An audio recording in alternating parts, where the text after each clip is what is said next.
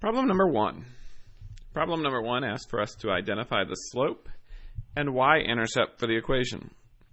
Now we're in luck for this particular problem because it's already in slope-intercept form. Our slope-intercept form that we discussed is y equals mx plus b. And since it's in slope-intercept form, we know that our slope is m equals -2, and our y-intercept b equals 3. Problem number 2, y equals 6. Now we remember from class that y forms a horizontal line, x forms a vertical line.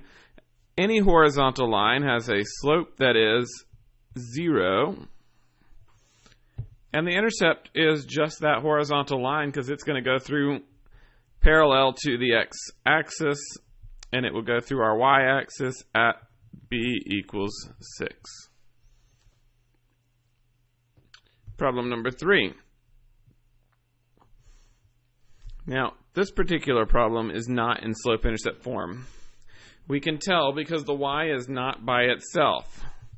So we're going to manipulate the equation a bit. We're going to subtract 5 from both sides, and we will be left with y equals -3. So again, we have another horizontal line. So the slope, m, is equal to 0. The y-intercept, b, is equal to -3. Number 4, y is equal to -x. Now, another way we could write this, y equals -1x. It's just not very common to see a 1 in front of a variable. It's more common just to see the negative sign without the 1. The 1 is there in an invisible sense. So our slope, m, is equal to this term in front of x, -1. And our y-intercept, if we were to add b, we would be adding 0 to this equation, so our y-intercept is a b value of 0. And you should recall that the y equals 1x form was your direct variation form from 6th grade that we also reviewed again this year. X equals -5. Now, x equals -5, there's nothing that you can do to this particular equation to manipulate it to give you a y equals statement. There just simply isn't a y present in the equation for us to have or for us to isolate. So we're dealing with an x equals equation, and we know that an x equals equation is going to give us a vertical line. Vertical line will fail our vertical line test for function, and it's going to end up with a slope that we consider undefined.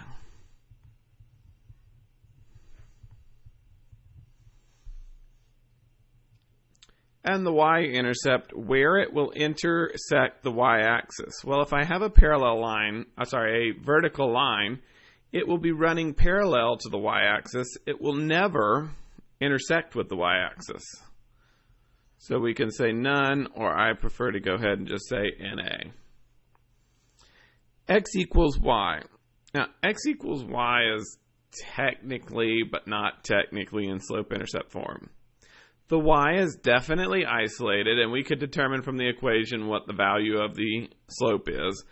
But I still prefer for us to go ahead and flip it around so that our y is on the left, isolated all by itself, and we're in equals mx plus b form.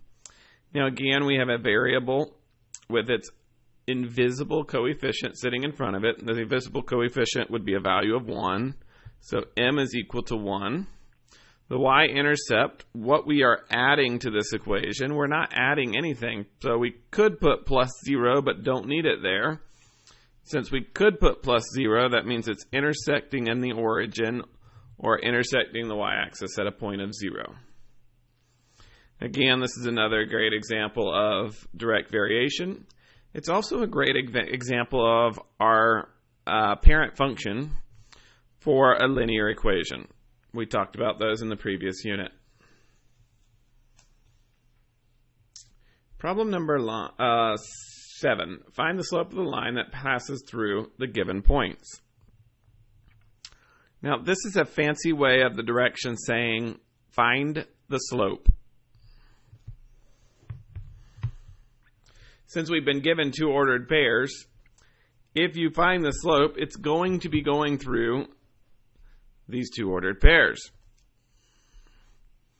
So we use the equation m is equal to y2 minus y1 over x2 minus x1.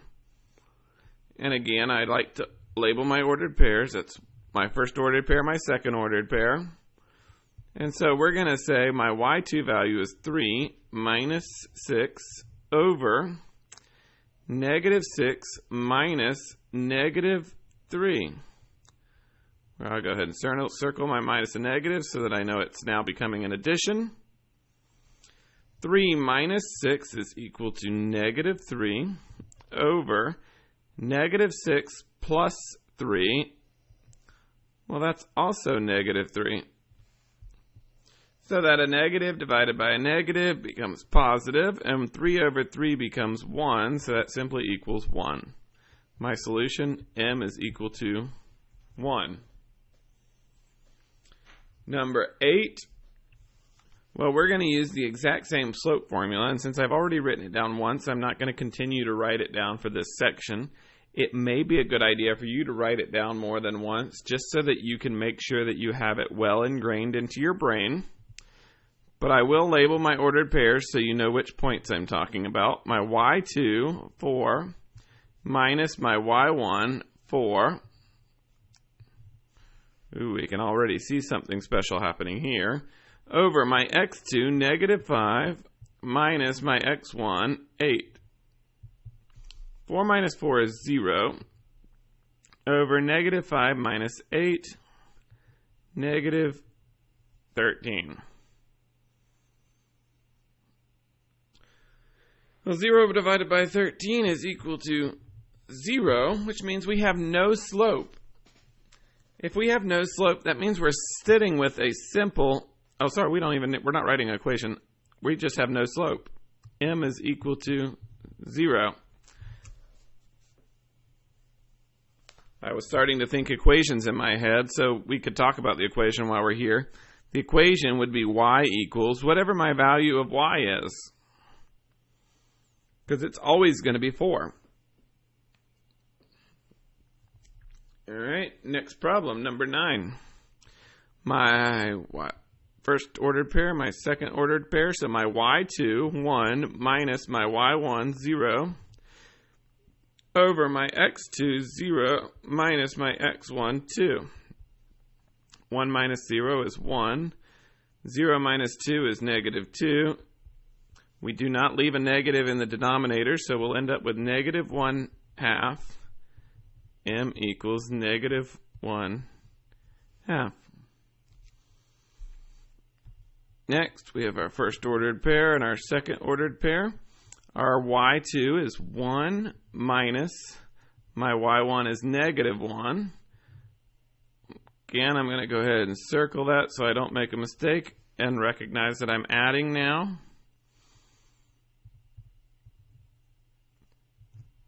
Over my x2, which is 5 minus 9. 5 minus 9 gives me negative 4. Again, we simplify and we do not leave the negative sign in the denominator, so negative 1/2.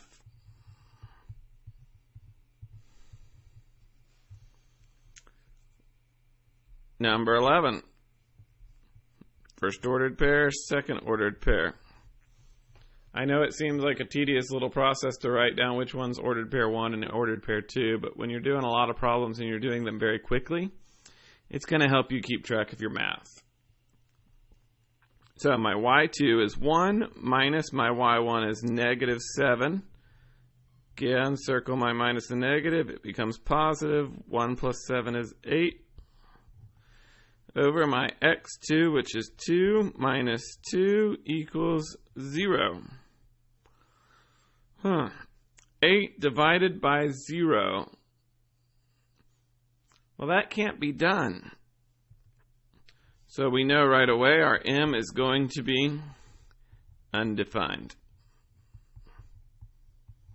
Now, if we had looked at the ordered pairs, we could also recognize that my slope is going to be undefined simply by recognizing that my x values have repeated.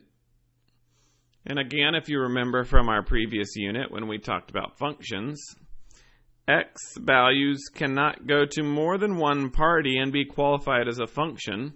So this is going to give us a vertical line that fails the vertical line test because every point will be repeated and ceases to or fails to be an actual function. Number 12, again we have first ordered pair, second ordered pair. So my y2 value of 0 minus negative 1 minus a negative will become plus. So 0 plus 1 is 1. My x2, 5 minus 0 is equal to 5. So my slope is equal to 1/5. That means we are a good chunk into the first page of our study guide.